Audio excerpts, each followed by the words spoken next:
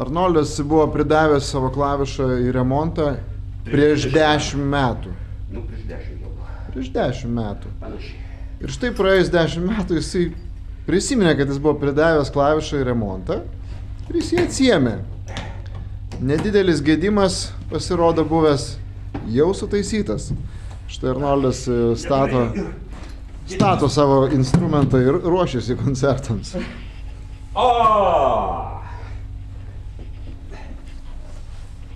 Šitų instrumentų pasaulyje buvo pagaminta 4,5 tūkstančio. Instrumentas pakliuvęs į sąrašus dešimtukų, daugiausiai įtakos padariusių sintezatorių, nes tai yra pirmas sintezatorius, kurio paviršiumi išvestas visas valdymo, reiškia, įrenginys ir galima eigos metu, koncerto metu taisyti. Aš negalėsiu, nes pusė jūsų gelia.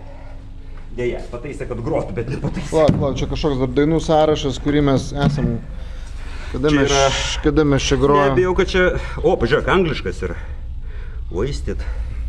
Ne, čia mes jau grojam su tavim. Čia gal Berlyne mes grojam? Gali būt. Reiškia, Berlyno sąrašas. Reiškia, paskutinį kartą šitą klavišų yra grota 4 metais. Paskutinį kartą yra grota, tai... Nu, tarkim, 9 metus tada, reiškia, buvo remontė. Valio.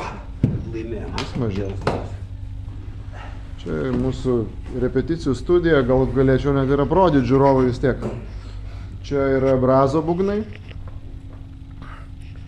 Čia yra Algio Kriščiūno būgnai. Nežinau, jie, man atrodo, ganėtinai pavojingi, nes jie yra... Mes juos naudojam nuo 95 turbūt metų. Galbūt ir 6. Čia vat yra tokių keletą įdomių patobulinimų ir sprendimų. Čia yra Tomo bosas. Taip pat čia yra ir mano bosinė gitara, kurią aš atsinešiau, bet nežinau, kam jinai reikalinga. Bet man tiesiog grynai spalva graži. Aš su šita bosinė gitara, jeigu įrašinėju pats kokią boso partiją, kokioje dainuoju, tai su šita boso gitara įrašinėju. Nuostabi. Skamba šudinai, bet atrodo gerai. Čia Eimanto vieta, čia jo mikrofonas, jo procesorius, jo smuikas, jo ausinės. Čia mano darbo vieta. Čia mikrofoną nusipirkau specialiai tokį, kad galima būtų išjungti ir įjungti, nu, patogiau.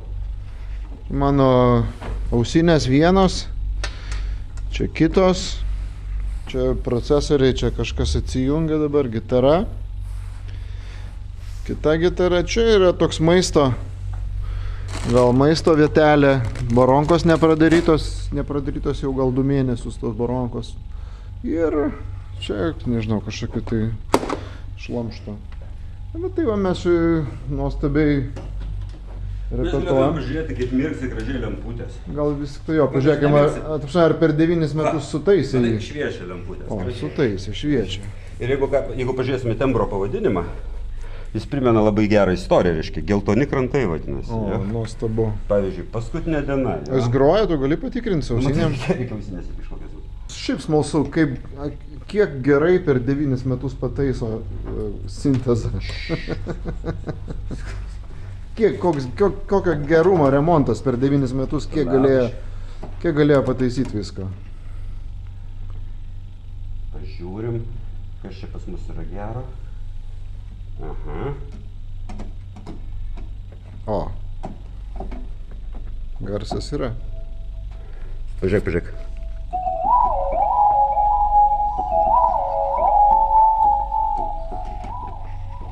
Šita daina bus koncerte. Nuostabu.